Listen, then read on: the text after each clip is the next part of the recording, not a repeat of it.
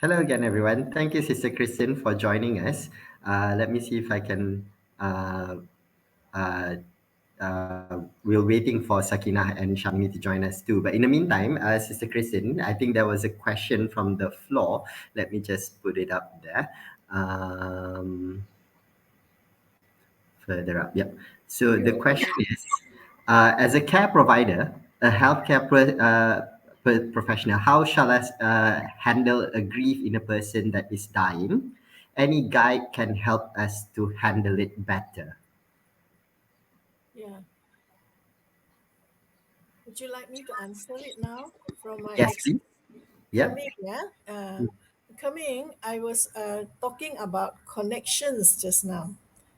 When you can be connected to a friend, to the patient as a friend, then the patient may be able to share with you her grief, mostly over loss, and what are the losses that she is grieving over. It is very important that she will feel listened to, valued, and heard. Otherwise, she will not share. So we come in not with our agenda, but to listen to what the patient has to share with us. And from there, we pick up. The listening is very, very important. And then only when we listen carefully can we get in touch with what are her main issues, because there may be some unfinished issues which she feels she would like to talk about. For example, in my work, very often it involves meeting up with people, especially siblings, that she has not been in contact with for years, wanting to reconcile friends, parents, children. And then there's also the issue of my children are small. They couldn't understand me now, but I would like to leave a message. So we help them to write messages for their children. The other main issue that normally comes up is about, marriage. The children are of the marrying age. They might be getting married next year and they want to be there, but they know they cannot be there. So we help them to, for example, write a letter or send a voice message. It helps a lot. There is a lot that we can do in grief work while the patient is still alive. And very often, if we can do all that, the patient feels at peace. And then from a stage of denial, they may come to a stage of acceptance of their condition. Thank you very much for that. Yeah, I think it's very important bit that we need to listen to every single patient that we have, isn't it? And grief doesn't really have to happen following the death. It can happen before, and we need to be able to explore all those feelings that they are feeling throughout the changes that are happening in their lives. Thank you very much, Sister Christine. I think that's one question for Sakina. Yeah. Karen was asking, great talk on the role of chaplains. Are you using tools such as the Go Wish cards there or any other that you'd recommend? Keen to hear also from other experts. Hi, Karen. Glad to be connected with you again. I have used GoWish, and I know some chaplains do. However, I can't say there's many like standard tools specifically that we use.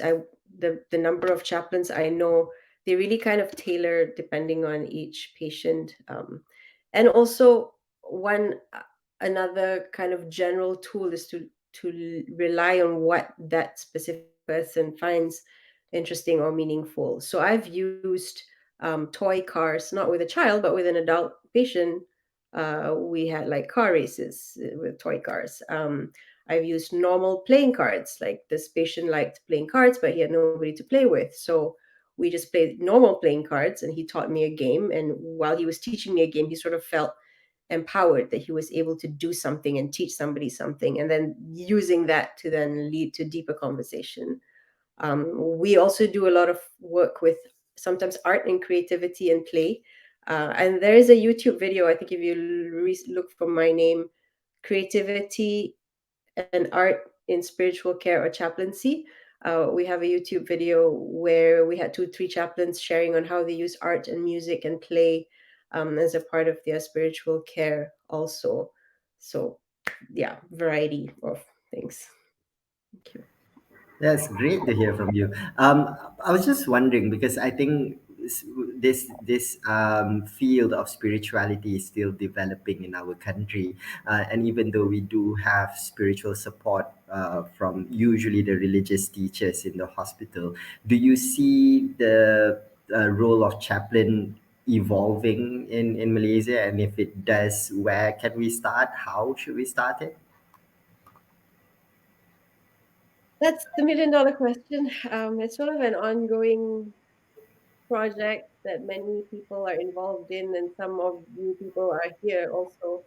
And I think step by step, there's more exposure, and things like this is definitely very helpful. And having clinicians uh, to include us, I think, in the system, we worked on having certified spiritual care training with a team of different clinicians through UITM and other partners, and we're looking forward to collaborating more. But in the meantime, I would say reach out to those resources that we have and try to include it in different conversations more structuredly. Um, and even if it's not to the level of the CPE, like clinical pastoral education kind of training, there are ways that we can collaborate, I think, to have a little bit more awareness, and beyond awareness, also more specific understanding about this field. Okay. I think that also relates with one of the other questions that popped up, or should somebody else go first? Yeah, I think there was a question about as a Muslim yourself, is there any Yeah. problem with your chaplain work in the Christian environment? Mhm. I would say, you know what, like 90% of the people that I see are not Muslim. Yeah, maybe even more than 90%. Variety, religious, non-religious, atheists, Christians, Buddhists, Wiccans, also, all, well, yeah. And it's, I wouldn't even look at it as a problem. I think this question probably comes up because I'm wearing a scarf, so it's sort of like seemingly immediately visible that I'm a Muslim. Whereas any other chaplain goes in the room, you have no idea, are they Buddhist, are they Christian? You can't really tell unless they're wearing a collar or they're wearing something that's visible, like wearing a crucifix cross on their chest or something, or they're wearing a robe. Maybe you can assume, but generally you don't. People just wear regular clothes and don't really have religious markings necessarily. I've not had any major problems. In fact, I think sometimes it opens a conversation because people get curious, like, aren't you supposed to be Christian if you're a chaplain? Like, what's going on? Like, I'm not Muslim, can you so if anything, I think it leads to like a richer conversation. I mean, I've had problems, but it's not, I think, no different than anybody else. Sometimes situations are just tired and they don't feel like talking. And somebody comes in, they're like, I don't want to talk about God. I'm really pissed off at God. Get out of my room. Okay. And that's okay. So, Yeah, thank you for that. And I was just wondering, in your experience, Sister Christine, do you notice that when you're facing, patients or family members with grief and bereavement, the cross religion thing that we may have sometimes different cultures and different religion, does it pose a problem or does it actually bring more connectedness in us? It, I have never made it as a problem, Okay. like Chaplain Sakina said. Never an issue. When they reach that point of their life, religion actually is no more an issue. It is the spirituality that they are interested in. I have Christians, Buddhists, atheists, Muslims asking me to pray with them. There is no issue in praying to God Yeah. at the deathbed. No issue at all. With patient as well as with family members. I have worked with this, I was with hospice for about 10, 11 years. And I worked as a nurse in Assunta Hospital for a long time. Uh, Even there, I have never met any problem. The only thing they want us to do is to have a deep respect for their religion. And when they want it, we will get their representatives from the temple, from the mosque, from the different religion. They would like their representative. Okay, I will call them. No problem. Okay, The only that's good. problem with the representatives is they don't normally come and visit patient in the hospital. Yeah, and that's a problem, yeah, isn't it? Thank you very much for that. I think somebody's raising their hand. I'm just gonna call the person to the stage. I'm not quite sure. Sometimes it's a oh Rose Linda. Do you have a question to ask? You can unmute yourself if you do.